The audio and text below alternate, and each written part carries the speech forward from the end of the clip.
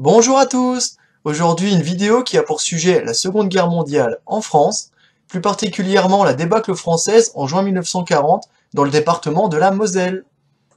Je vais vous expliquer assez rapidement ce qui s'est passé durant cette période de l'histoire dans ce département. Comme nous sommes un groupe d'amis passionnés de détection, nous avons reconstitué les faits à partir de témoignages d'anciens combattants qui habitent dans les villages aux alentours, que nous avons pu interroger. Je tiens à les remercier dans cette vidéo de leur gentillesse de nous avoir accueillis et d'avoir partagé avec nous cette période de l'histoire qu'ils ont vécue et qui les a vraiment atteints et éprouvés. Certains avaient encore les larmes aux yeux quand ils nous racontaient cette période de l'histoire qui a été très traumatisante pour eux. Toutes les sorties détection que nous avons réalisées en même temps que nous faisions ces quelques recherches ont été faites sur des propriétés privées. C'est pour cela, je tiens à remercier toutes les personnes, les propriétaires qui nous ont permis d'effectuer ces prospections sur leur terrain et ainsi mieux comprendre cette période de l'histoire qui nous intéresse tant. De cette partie de l'histoire, on entend aujourd'hui encore dire des choses qui me révoltent, comme quoi les Français ont préféré se rendre, courir, s'enfuir, déposer les armes face aux Allemands. Tout ceci est absolument faux. Les soldats français se sont beaucoup battus durant cette période afin de retenir l'avancée allemande. Mais cela, on ne le dit pas assez. Afin d'honorer tous ceux qui sont tombés pour la France, je tiens aujourd'hui à rappeler leur sacrifice, au nom de leur patrie. Car il faut se remettre dans le contexte de l'époque. En 1940, durant toute la période qu'a duré la drôle de guerre, une partie de l'armée française était positionnée derrière les forts de la ligne Maginot, en défense, en attendant que les Allemands veuillent bien attaquer ces positions. Mais malheureusement, comme durant la Première Guerre mondiale, l'armée allemande a préféré contourner ses défenses et attaquer la Belgique, pays qui était pourtant neutre. Une fois sur le sol français, l'armée allemande a déclenché la tactique de la guerre éclair en 3 points. D'abord, un soutien d'aviation qui bombarde les aérodromes et empêche les troupes ennemies de pouvoir se déployer correctement. Ensuite, un afflux massif de blindés pour prendre les positions. Et pour finir, l'infanterie qui est chargée de nettoyer les dernières poches de résistance. Cette tactique, très bien appliquée sur le terrain, a permis à l'armée allemande de progresser très rapidement en territoire français, coupant le pays en deux en moins de quelques semaines. L'armée française, quant à elle, dispersée par les premiers chocs de ces combats, beaucoup moins bien équipés que les Allemands qui avaient eu beaucoup plus de temps de se préparer à la guerre, malgré leur courage et leur ténacité, n'ont pas pu faire grand-chose face à ce déferlement de force.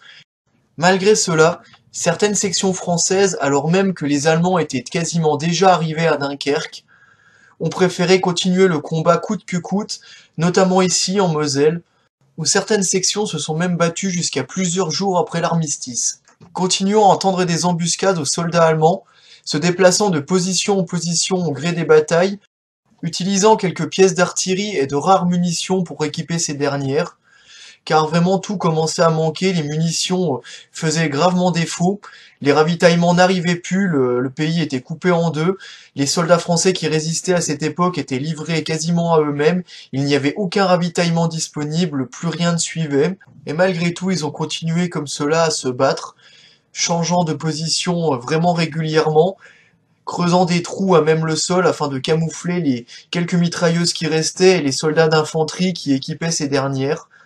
C'était vraiment la bataille pour l'honneur, la bataille du désespoir, afin de retenir le plus longtemps possible ces sections allemandes qui les harcelaient quotidiennement.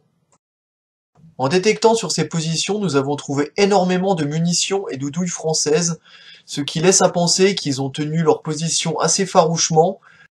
Les survivants de cette époque nous ont raconté qu'afin de soutenir leur infanterie qui avançait vers eux, les Allemands utilisaient des mitrailleuses et tiraient en feu nourri et continu sur les Français afin que ceux-ci ne puissent pas réagir et doivent rester couchés afin d'éviter les tirs. Nous avons retrouvé les anciennes positions que les soldats allemands utilisaient afin de tirer à la mitrailleuse sur les Français, et nous y avons retrouvé des centaines voire des milliers de munitions de calibre 7,92, calibre couramment utilisé par les mitrailleurs allemands. D'avoir retrouvé toutes ces douilles au même endroit nous a vraiment terrifiés, car nous avons imaginé quelques instants ce qu'ont dû ressentir ces soldats français, abrités derrière des rochers et recevant des tirs nourris par centaines. Un des survivants de cette époque que j'ai eu la chance de pouvoir interroger m'a confirmé qu'il faisait encore régulièrement des cauchemars suite à ces événements qui le marqueront certainement jusqu'à sa mort. Sur ces positions, nous avons également trouvé des insignes de forteresse de la ligne Maginot. On ne passe pas, c'est ce qui était inscrit sur l'insigne. ce qui nous prouve que des soldats stationnés dans la ligne Maginot sont venus jusqu'ici afin de se battre jusqu'au bout. Ces escarmouches et ces embuscades se sont continuées ainsi tout au long de la route qui mène au col du Donon. Une fois arrivés en haut, les Français, à court de munitions, exténués, n'ayant plus aucun renfort à espérer, ni aucun ravitaillement de quelque nature que ce soit, complètement encerclés par les troupes allemandes, n'ont eu d'autre choix que de se rendre, et ont brûlé le drapeau sur cette position afin qu'il ne tombe pas aux mains de l'ennemi. Un dernier geste d'honneur, afin que le drapeau français ne tombe pas aux mains des Allemands. Ces combats, qui ont duré en tout un petit peu plus d'une semaine, et couvert 30 ou 40 kilomètres, nous ont vraiment impressionnés. Le courage de ces sections françaises qui ont résisté jusqu'au bout, afin de faire leur dernier baroud d'honneur, tenir tête à ces soldats allemands, jusqu'au dernier instant, qui ne puissent plus se battre, vraiment ne pouvant plus rien faire, n'ayant d'autre choix que de se rendre à l'ennemi, complètement démoralisés. On ne peut vraiment pas imaginer comment ça devait être dur, rien que quand ces témoins nous expliquaient comment ça s'est passé au moment qu'ils ont dû déposer les armes, c'était plus qu'émouvant, j'ai senti mes larmes monter, encore maintenant, au moment que je vous parle, c'est émouvant pour moi de vous faire part de ce que ces personnes ont vécu. Ils méritent tout notre respect pour leur courage, leur honneur et leur détermination pour leur pays. Aujourd'hui, ce sont des valeurs qui sont rares, très très rares, et cela, j'aimerais que cela ne tombe pas dans l'oubli. Tout ce qui est arrivé à ces gens, car certains maintenant commencent à se faire très vieux, d'autres sont déjà décédés depuis quelques années que nous faisons ces recherches. Je leur rends hommage par cette vidéo pour tout ce qu'ils ont fait et tout ce que nous avons pu découvrir grâce à eux. J'espère que la vidéo vous a plu. J'en referai une qui explique un petit peu mieux ce sujet, car là aujourd'hui j'ai vraiment été rapide et j'ai survolé certains événements que je vous parlerai plus en détail la prochaine fois. Je serai certainement accompagné d'un ou deux de mes collègues qui m'ont aidé durant ces recherches. Je vous lirai également les témoignages des personnes que nous avons pu recueillir, qu'ils soient simples témoins ou anciens soldats. Cela nous aidera plus facilement à nous replacer dans le contexte de l'époque. Si vous voulez des précisions, n'hésitez pas à me poser toutes les questions que vous souhaitez par l'intermédiaire des commentaires de cette vidéo, je vous répondrai avec très grand plaisir. Merci beaucoup d'avoir suivi la vidéo, à bientôt, au revoir.